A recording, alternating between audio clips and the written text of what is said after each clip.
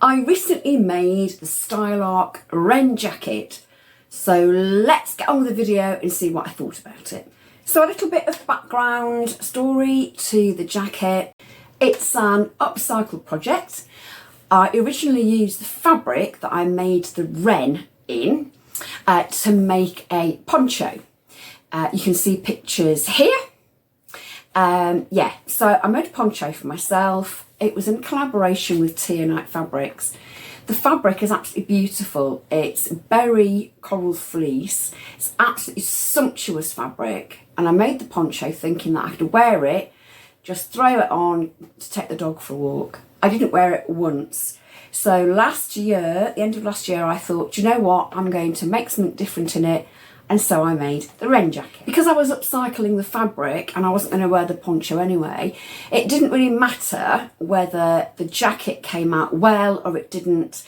But this is my honest review and I'm going to tell you what I think about it. So let's start with the pattern then.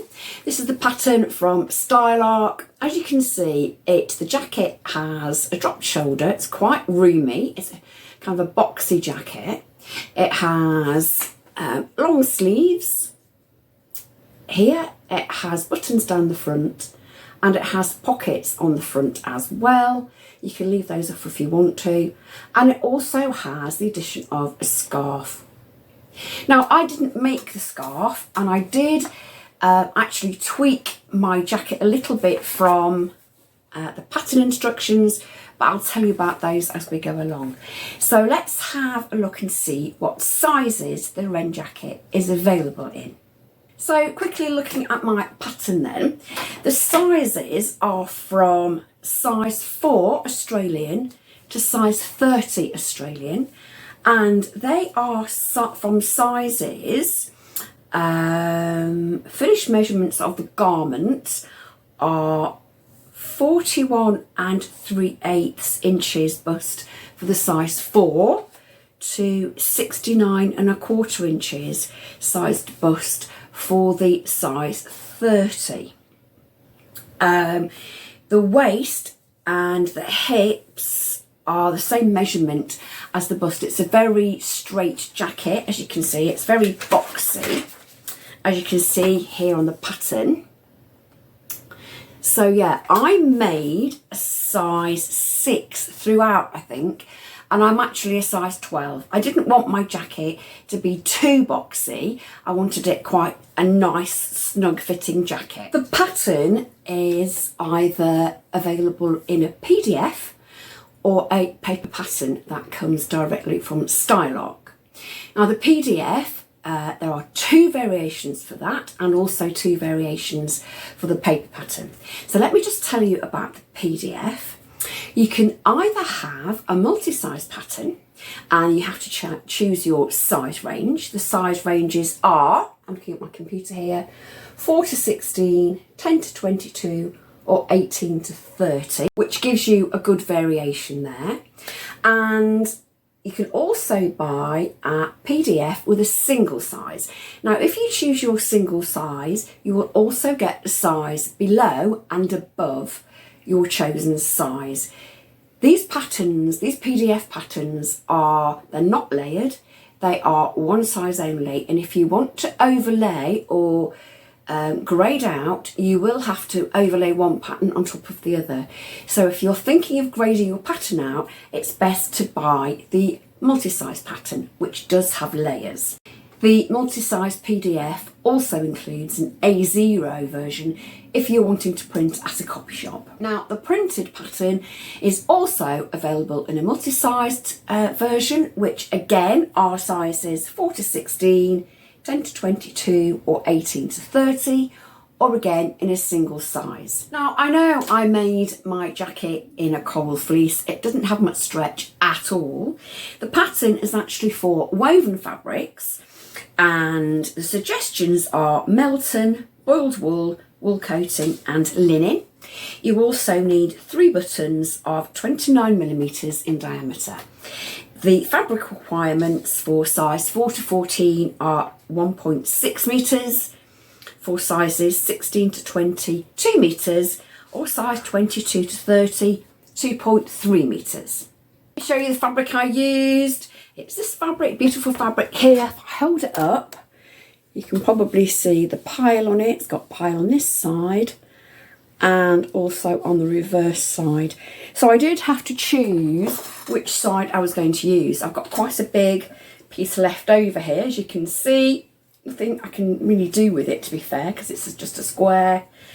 I might make it into a blanket for the dog. I don't know. But yeah, I had a piece left over. I think I had 3 meters in total from Tianite Fabrics. But I had made the poncho out of it, which was a very large kind of rectangle with a hole in the middle and then mitered hems. So I did have to cut the pieces of my pattern quite carefully so that the pile was going in all the same direction, because obviously it is a one-directional fabric, even though it doesn't have a pattern. So I had to cut it quite carefully and just jiggle all my pieces out of it. The pieces of the pattern, we've got the back, the front facing and neck facing, and the sleeve and the back facing, and there's also a pocket. So as you can see here, these are the pattern pieces. The back is actually got a seam down the centre back, so it does help you to save a little bit of fabric if you're short on fabric. So I did put my centre back seam in. I'll show you the finished garment in a second. As far as construction was concerned, it was a really straightforward jacket to make. I took my construction, oh, there's the dog. I took my construction really slowly, really carefully, enjoyed every single stitch. And yeah, it went together really, really well. The pattern, I chose the PDF version, and I stuck the A4 tiles together myself at home because I actually like that part of the sewing process. So the pattern went together without any difficulties. It was a really straightforward pattern to put together, as Style Arc always are. And like I said, the pattern itself was an absolute dream to make. Everything fitted together nicely. All my seams were beautiful, etc. Yeah, no problems at all with the construction. Style Arc actually give you a little kind of construction plan here, and you can tell at a glance which pieces do go together. And of course, there are written instructions as well. These are a little bit more in depth than the usual Style Arc patterns. There's 2 pages of them there with very large diagrams to show you what you're doing. So yeah, it was very, very easy to put together. Now I did make 1 or 2 little adjustments. Let me show you the finished jacket. Here it is. As you can see, I chose some nice big buttons that tone really nicely with the jacket. So yeah, I chosen 3 buttons. I just put my buttons on. I didn't use the button guide. I popped them on where I thought they looked best. The sleeves are really easy to set in. The back, and I'll just show you the facing. Here. The facing was really, again, easy to stitch to the inside of the garment. And the whole construction was very, very straightforward. As you can see, you might be able to see, I've got a seam down my centre back there as well. A few adjustments that I did make were, you might be able to tell, I don't have any pockets on my jacket.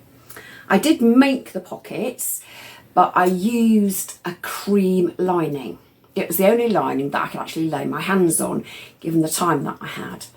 And because of the nature of the fabric, when the pockets were completed, the lining kind of slipped out, or you could see the cream lining against the berry fleece when I'd basted the pockets onto the jacket front.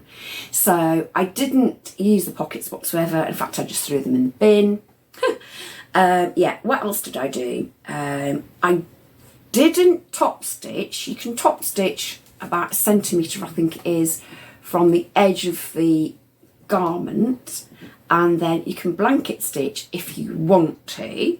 What I did, I don't know if you can see this, but I top stitched around the inside edge of my facings here and around the back, which gives it a slightly different look, and again on the cuffs and on the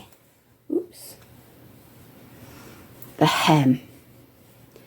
So instead of top stitching right on the edge of the garment, like I said, I top stitch on the inside edge of the facing, and that gives it a slightly different look. The other thing that I changed on my jacket was that instead of making buttonholes, I stitched on buttons onto the right hand side of the jacket, and then I used poppers. I'll just show you those in a second. I've got it on, just stand up, you'll see how nicely it fits. There we go. I do have some photos which obviously I'll show to you.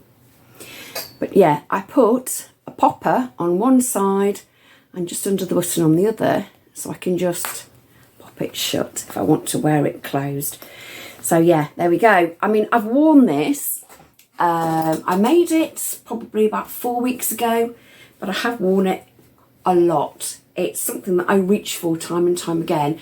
I think the colour is beautiful. The fabric is also beautiful.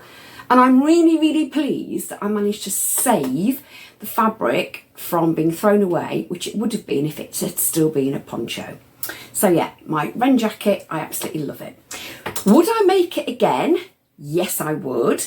I'd love to make it in coral fleece again, but I'm not sure there are any colours that really grab my kind of fancy at the moment, so I'll keep my eye out for some brighter colours. I do have some nice suiting, and I think that suiting would look really nice made up in the Wren jacket again. So yeah, I've got lots of wear out of it. I've had lots of compliments from complete strangers when I've been wearing it. It's lovely and warm, and it's something you can just throw on over jeans, over a skirt, and you can leave the house looking $1 million. So watch out, you might be seeing another one in my winter wardrobe. That's all from me for this week. Happy sewing. Bye bye.